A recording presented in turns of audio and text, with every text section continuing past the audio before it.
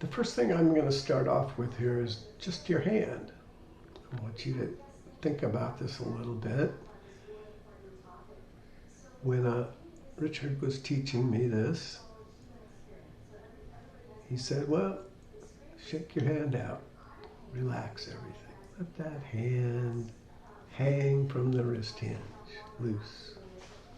So you're not doing anything with those fingers. Now, he wants you to just gently let your fingers touch each other. Okay? Then he'd have you shake it out and get it loose and relax again. And then he'd say, okay, crank your wrist up all the way and see what happens. And if you do that, you notice your fingers, the tendons, pull the hand closed as you do that. And your thumb is along for the ride. It's opposite everything. Now, if you've watched my previous videos, I talked about being at the floor and having a flat wrist when you're holding the stick. And you notice when I do that, if you turn the hand over, you get it up to the camera so you can see, you notice how all four fingers are still curving. Now, the trick is, in Richard's world, is these two fingers are like a caliper. They're on the sides of the stick holding it, while these three fingers are under the stick supporting its weight. You're not trying to hold the stick with these fingers. You're just bringing your wrist up with your fingers next to each other, and you notice how those three fingers now, I don't allow the first finger to participate, how they kind of all become like a little paddle or hook, or in this case, a seat for the stick to sit in. Now, I mentioned in the beginning, if you look at my other video, the butt end of the stick is going to come up here on the back of your hand, on the outside of that little bone there. Okay, and the stick sits in your middle finger, the first crack. Right here, middle finger all by itself, butt end against the back of the hand. There's gravity holding it there, and it's just sitting on my finger, and my hand is relaxed. That shape is simply got by bringing the wrist up to where the wrist hinge is flat. And the hand curves that much. It's that simple. That's all there is to holding the stick. Your hand already knows how to do this. You don't need to get into 1,000 different technical things here. It's very simple. Just experiment with your hand. Make it relaxed. If you find your hand going like this, that just means your fingers aren't relaxed. You got to loosen up and be relaxed. That's the whole advantage of Murray and Richard's whole system. You're very relaxed when you play drums. The object is to use as little physical effort as possible to achieve what you're trying to do. So all this holding the sticks in the sky and pounding with your arms is silly and ridiculous in this world, because you will discover that if you just learn to use gravity and anatomy, the way your body actually functions on this planet, you'll discover that drum technique is not very hard. It's just not.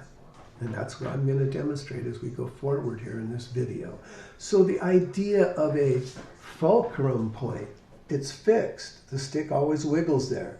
Now, again, if you look at all the drum books in print, they all say the fulcrum is here. Everybody pinches the stick in there, and then they wrap their back fingers around, and then they make videos, and you watch them, and they say, well, it's the free stroke or the natural rebound of the stick, and they throw the stick down into the head, and they let go of it. They let it move against their hand, and they stop the stick up in the sky. Now, the minute you do that, you no longer have a fixed fulcrum point. So that doesn't really function as a very good fulcrum, because you see everybody online lets go of it when they play. So it's not a fixed fulcrum. And if you're changing your grip when you play and changing where your fulcrum is, all that takes time. And that slows you down. If you just hold the stick in one place, it's that simple. Okay? Now, let's go forward. Single strokes, double strokes. In this world, now that you have the stick resting in your back fingers and you're holding it here, it's just a simple little thing there's this thing we call the floor. It's where the stick's resting in my hand, an inch above the drum. And that becomes a physical place you learn to feel. Right where that is in the air, from practicing, you start to realize, oh yeah, that's where everything's relaxed. Just like when you pick up your feet and take a step, your feet hit the ground, you're relaxed. This allows you to relax after each exertion. If you're doing this, well, you're holding your wood in the air, that is exertion. You're throwing it down and you're always holding with tension. When do your muscles get to recover and relax? This also will force you to practice like crazy to get past that. And this is simpler. It's just like walking. No one taught you to run. Once you figured out how to stand up and balance and walk, you just decided to run into the kitchen one day and you were running. And drumming is the same thing for a child prodigy. He just held the sticks and learned to move his wrist. And once you figure that out, you ask it to run, and away you go. It's that simple. It's not any more complicated than this. Okay, so there's also the world of double strokes or rolls. You have to learn how to bounce the stick.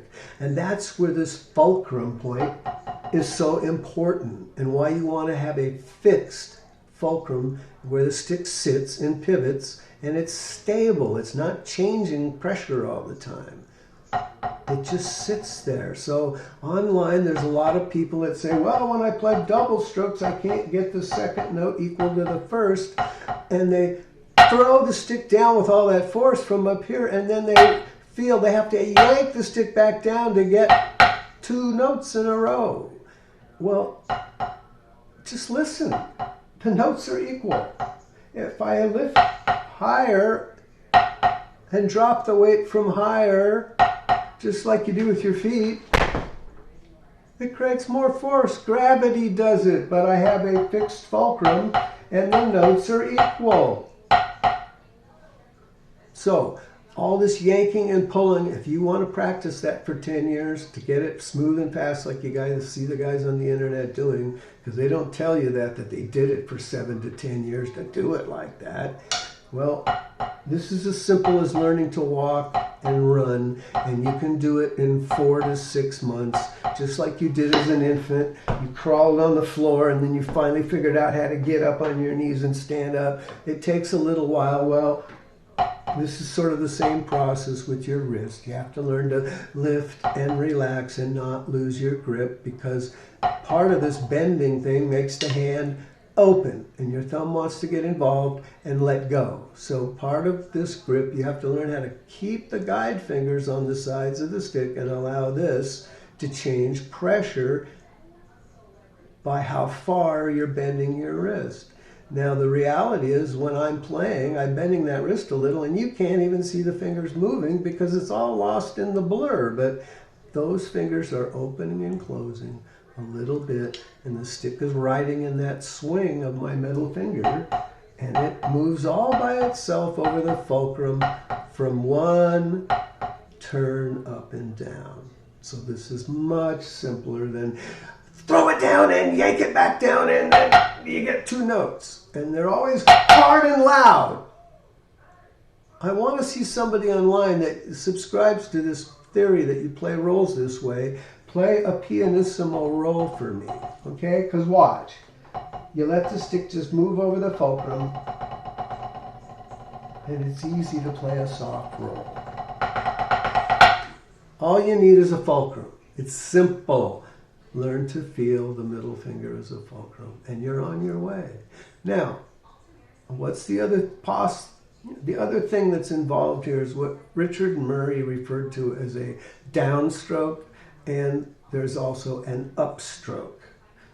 Now, all the downstroke is you have the stick at the floor.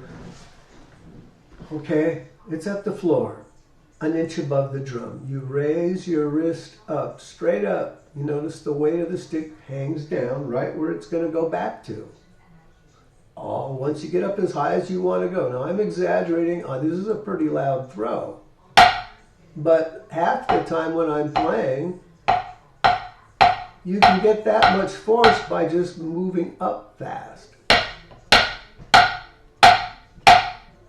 You got to remember the formula that's in my other video. Gravity times mass equals force. This is a law of motion on the planet Earth. You can ignore it. You can pretend it doesn't exist if you want to, but it does. And if you follow it, you'll discover, gee, it's really easy to play the drums. What's the big deal? Why would I want to practice this for 6, 7, 8, 10 years, whatever? This is as easy as walking and running. A child did it, right? Child prodigy, yeah, he's a prodigy. He played violin and piano before he picked up a drumstick, and that helps. I notice all my students that have played guitar or piano that have thought about, gee, how do I move this finger? How do I move that finger? And they've hooked it up in their mind to the sound of music, playing guitar, picking the notes and holding those notes. You go through that mechanics, holding a drumstick is nothing. Now, if you're just a beginner drummer and you've never played any instrument, then be patient because you've never taught your mind and wired up your brain to your fingers, okay? So holding the stick and doing these things will take a little time, but just think about this. It's not hard. Now, let's go forward. The concept of a downstroke and an upstroke. The downstroke is to create more force and use gravity. So the higher you go and the faster you go to the height you want to go will create force. Okay? Physical fact, law of motion. Look it up, it's in the books. Now, force is the downward impact. But on a drum, that isn't necessarily what we want, which is volume. We want the drum to be loud. So sometimes you can hit the drum so hard that the plastic goes and it doesn't really respond the same way as if you play it a little easier. The other thing you can see on any computer screen, you set up a microphone or even a crappy one like this in the mic, and you record yourself hitting your drum or your practice pad and look at the waveform. And when you hit it really hard on the first note, the beginning of the waveform is huge and then it falls off and then the drum sound decays and you can see it. Now, here's the thing. If you hit a drum so hard that your initial waveform, the attack, is so big and then it has to come way back down to the actual sound of the drum, well, an engineer has to turn you down and now that tail of the sound of your drum is lost in the mix and all you hear is that thudding impact. So you don't really get a good drum sound. So you can hit a drum too hard and it sounds like crap. Personally, that to me, I hear people hitting drums so hard, breaking cymbals and drum heads, and they don't really sound very good. You're supposed to be a musician. Use your ears and listen to the sound you're making on your instrument. You will discover, if you mess around with recording a little, that you can play a drum half the volume you see most people playing, and it will actually sound like your drums. And that's part of what you want to be able to do is, what do you sound like? How do other people perceive you when you play with them? Do you get a good sound? That's part of what's going on here. You want to sound good and have good time so you don't rush or slow down. If you have those two factors going, all you got to do is keep a beat for the band and they're going to love you. You don't have to play fast and you don't have to play drum solos. That's what you work up to. It's fun as being a drummer to play drum solos, but your job is to keep time and accompany the song you're playing. So if you get a good drum sound, that's part of it. So force doesn't always equal volume. Okay, so you can hit a drum too hard. At least that's my opinion. So the other factor here is how fast are you? If you're an adult, your body is already kind of set at the speed your nervous system fires at. If you go out running with people and everybody's faster than you, well, you're not very fast. You're like me. I'm not very fast. Any apparent speed you see me doing here is simply because of the way I'm using motion. I'm not fighting gravity. That gives me a little advantage in terms of speed. It's mostly time. If I don't waste time, I'm back to the drum making a sound quicker than you. That's all. You could be a faster person than me, but I could still move faster than you using half the effort you're using. Anyway, the downstroke then also has a little feeling here in your fulcrum where the stick is sitting. When I feel that stick come down and make impact and it moves back, because that's the law, another law of gravity, when something hits something, it moves back. When I feel it move back, I follow through with, I'm going to wiggle my finger so you can see it, but it's so tiny when I do it. It's not something you see. It's just, I'm holding the stick and I change pressure right there where the stick is sitting. You can't see me change pressure, I just did, but I change pressure right after the stick hits, and that stops its energy right now. Now I'm holding kinetic energy. Another term from the physics books. Look it up. Kinetic energy. I'm holding all that force, and then I can release it and get a bunch of bounces or whatever comes next. Okay? So, downstroke. Bending to release pressure in the fulcrum to get the stick to bounce. That's what you learn by bouncing. How do you relieve that pressure in your middle finger in the fulcrum point and get the stick to bounce. Now, downstroke also leads to something we call the upstroke, and that can be as little as just bending and lifting, or you can even turn into the bend depending how loud you need it to be. That's up to you. That's something you have to experiment by practicing rolls and rudiments and putting them in different rhythmic settings and learning to feel what you're doing with your hands. Those are all choices you have to learn to make. But it's all very tiny. They're little pressure changes in your hand governed by the wrist. Single strokes, double strokes, downstrokes, and upstrokes.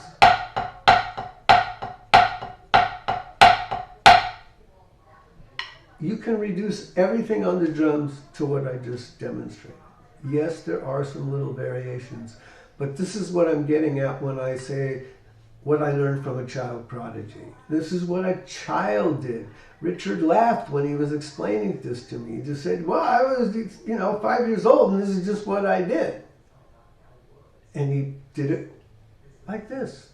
Totally naturally, what your hand does as a little kid. Yes, he'd held a violin bow and learned to make those motions violinists make, and that gives you coordination of your fingers and pressure, and he was playing piano. So all those things, yes, gave him a sensitivity to what he was doing with the stick. Now, he told me when he was 10 years old, he went to Murray Spivack. He took 3 lessons with Murray, and at the end of the 3rd lesson, Murray told him, kid, you do not have to study with me. You know how to do this. And then he said to him, do not study with any drummers.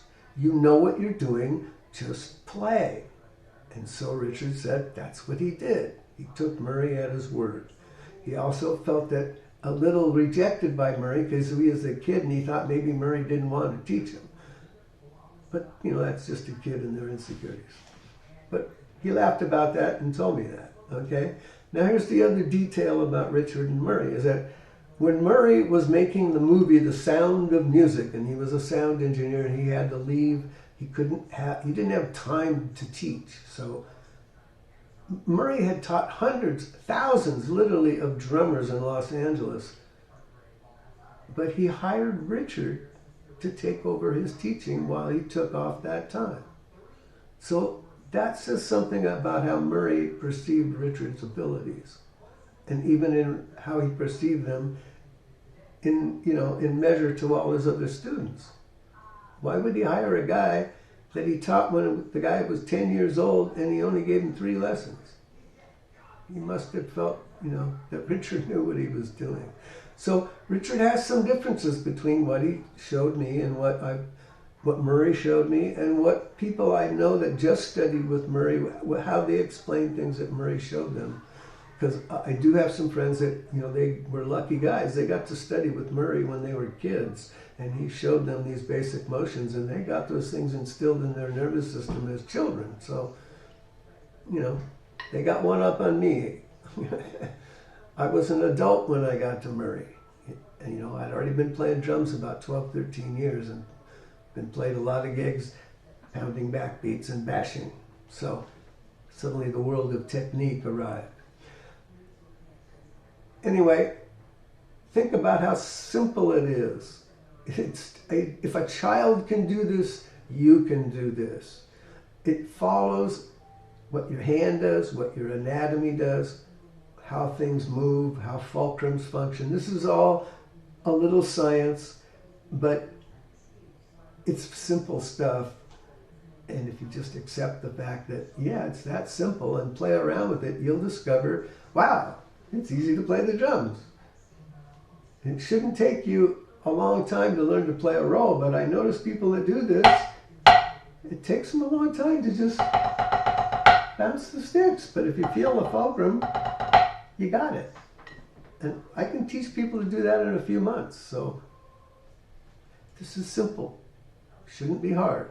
If you've been playing a long time and you're struggling with these things, give me a call. I'll help you.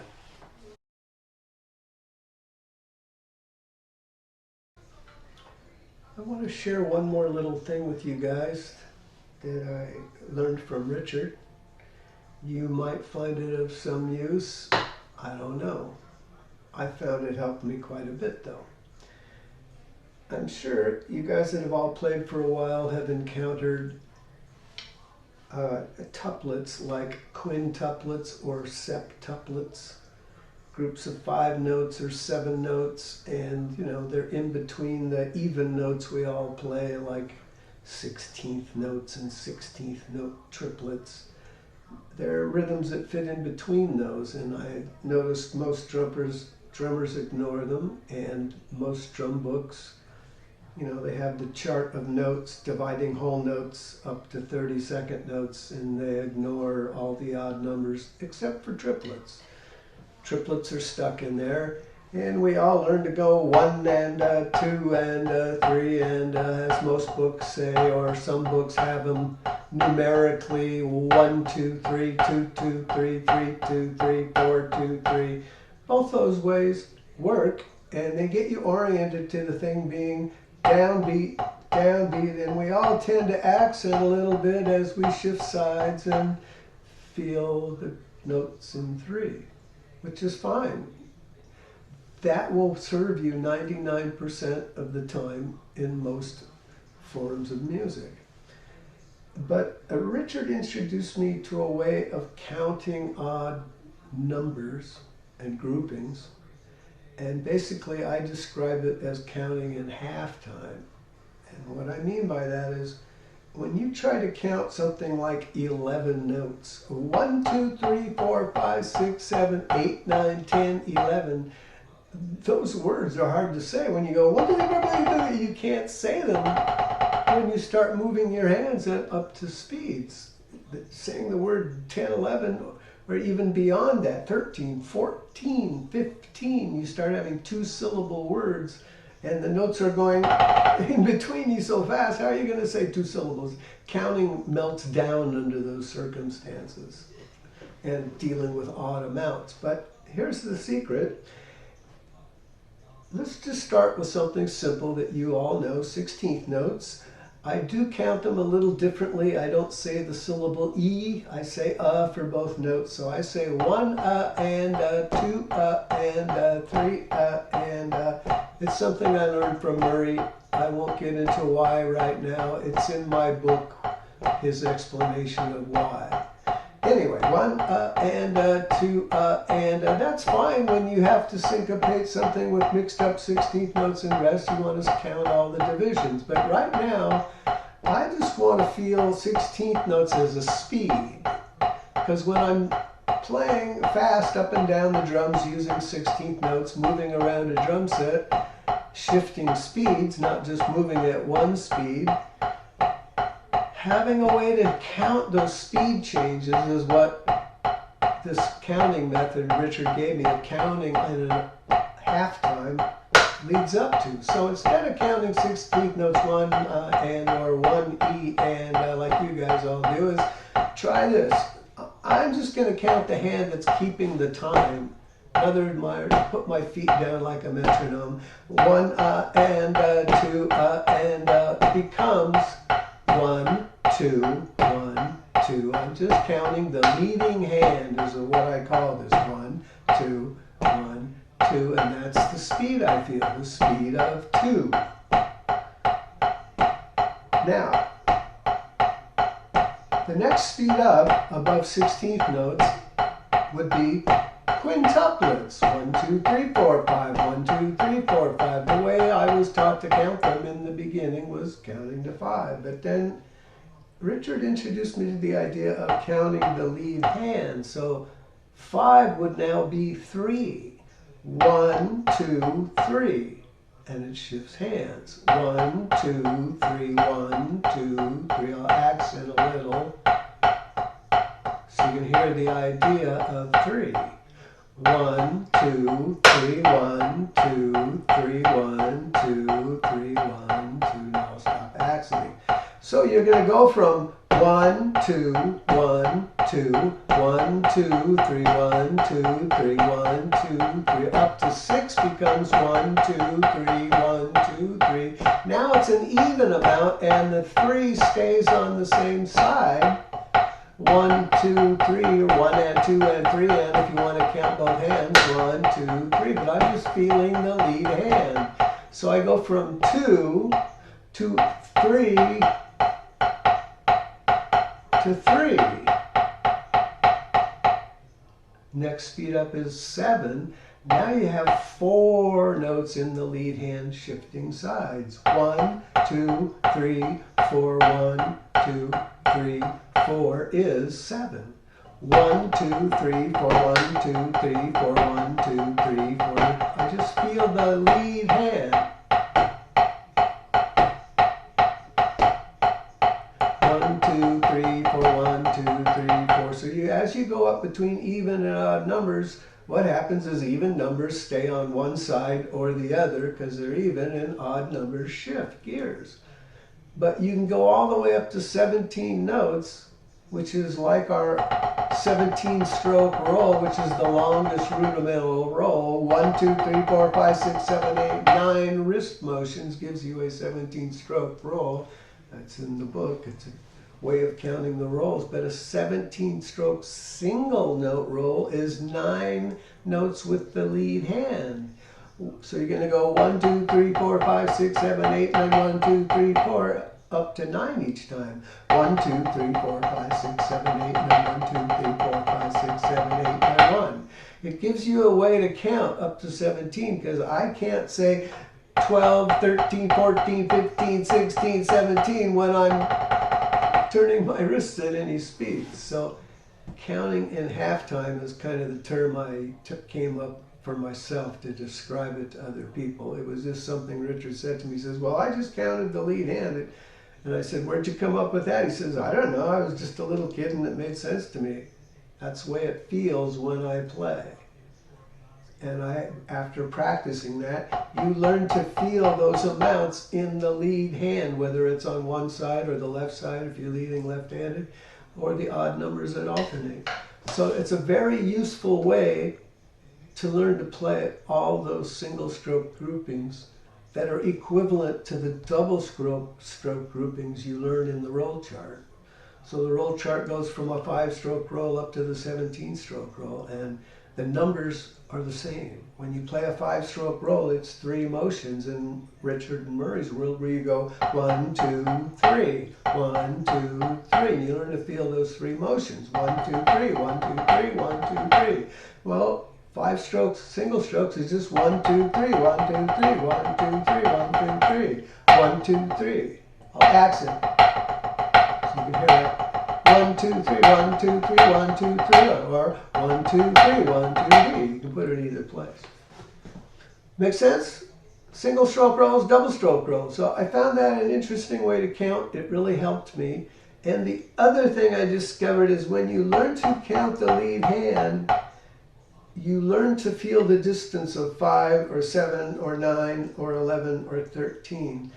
And to be honest with you, the first time I encountered playing in 5-4 or 7-4, people told me that, oh, well, you you break 5/4 up into 3 and 2, and you go 1 2 3 1 2, or you go 1 2 1 2 3, and everybody goes 1 2 3 1 2 1 2 3, and that works. It creates a certain rhythm within 5, but it doesn't teach you to feel the distance of 5.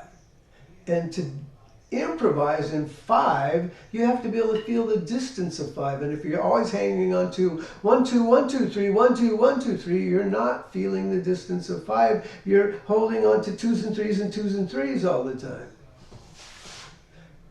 What I discovered from learning to count these odd numbers this way is it gave me the distance of 5 and 7 and 9 and 11, and I can hang on to it when I'm jamming and messing around and playing.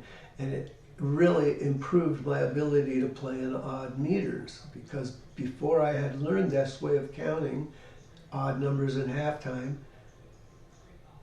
I had only encountered people had said, oh, well, you use Indian symbols and syllables, and you go takita ta takita, or takadimi taka. They had all these Indian syllables that were playing tabla drums, which, you know, if you're playing Indian music, that makes sense, but it was a way that a lot of people in the 60s and 70s talked about playing in odd meters. It never made much sense to me because I wasn't playing tabla drums. So, I don't know, part of me rejected the idea. But when Richard introduced this way of counting to me after I did it for a little while, it really resonated and it helped me a lot. So that's why I'm sharing it with you guys. Now here's something I came to recently with that whole concept is I finally went down to the slowest odd number. I had just resisted this idea for some reason, I don't know, in my brain, because I'd always went 1 and 2 and I thought, yeah, I know triplets, that's, you know, triplets. I've been counting them my whole life, 1 and 2 and. But if you take this idea and slow down from 16th notes that are 1 2 1 2, well, then the idea goes down to triplets. You'd be going 1 2 1 2 1 2 1 2 1, and at first I thought, God, that sounds weird. 2 1 2 1. What am I saying? It seemed weird to me, but I kept messing around with it for a while. And what I discovered is you start to feel double strokes in this shuffle rhythm. 1 2 1 2 1 2 1 2 1 2 1 2. It makes triplets feel different than you go 1 and 2 and. Instead of feeling everything on the beginning of the note, again, it starts to make 3 feel like a distance. I don't know how to describe it to you guys other than that, but it becomes one of the speed shifts. You can go from 1 to 1 2 up to 1 2 3 4 5 6 7 8 9 1 2 3 4. You can mix all those odd numbers up. You can shift gears, and you can feel your lead hand shifting between them once you play around with them and mix them up. Now the other advantage, well, this is something else Richard taught me about polyrhythms, I guess you would call this. Putting 2 against an odd number, or 3 against an odd number, or 4, but he started with 2s, and there's just something I want to share with you guys. This is something you can start with. It's also in my book about tuplets and odd meters, but if you take a triplet and you say 1 2 3 1 2 3, we always put our foot on the beginning like we all do, but 1 2 and 3 1 2 and 3 1 2 is where the halfway point is on that and after your second beat of the triplet. So 2 notes of the triplet are on this side of where your foot is, and 1 note's on the other. It's still even if you look at the divisions of the note, but it feels like you play 2 notes and then 1's on the other side of the foot.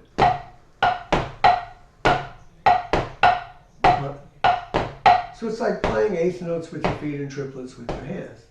Something you probably all you guys have thought about, but now you take it up to 5, and now it's the same sort of thing. You end up with 3 notes on this side of the foot and 2 notes on this side of the foot. 1 2 3 and 4 5 1 2 3 and 4 5. Now, if you take it to the world of halftime counting, 1 and 2 and 3, that means that foot is now like a 16th note, in between your eighth notes. Does that make sense? So now instead of saying 1, 2, 3, and 4, 5, you say 1 and 2 and 3. You guys would say E. 1 and 2 E and 3. 1 and 2 E and, but I don't say E. There's no reason to identify E and That's for the world of 4/4. And it makes sense in the 4/4 world. You need to identify the second 16th or the fourth 16th. But in this world, 16ths are just notes that are dropping in between even amounts. 1 and line up with the metronome.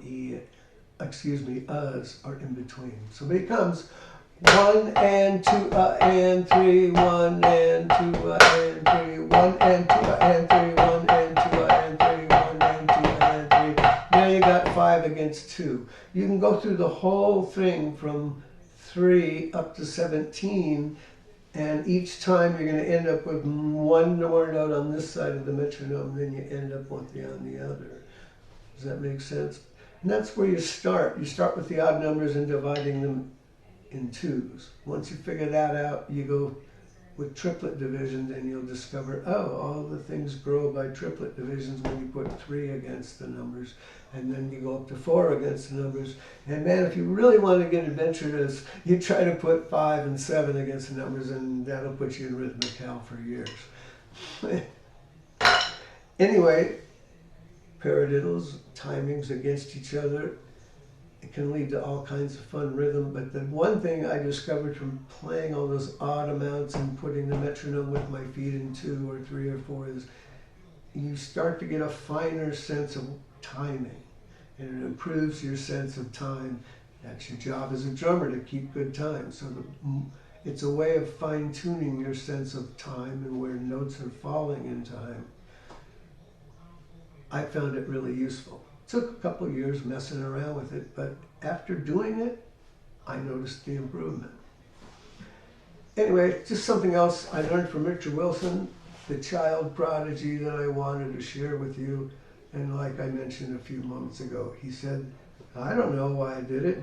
That's just what I felt, and it made sense. And he laughed. Again, child prodigy, it's easy. Just think of it as easy. We all know how to count to 9. So don't think playing in odd numbers is hard. Just mess around with this half-time counting and you'll start to see, oh yeah, I can feel 5, I can feel 7. It's like 4/4. Remember, we all learned to play 4/4 by alternating our hands. So just alternate your hands with the odd numbers and you'll discover, oh, it's just a spectrum of speeds. And I was taught to skip evenly instead of play all of them.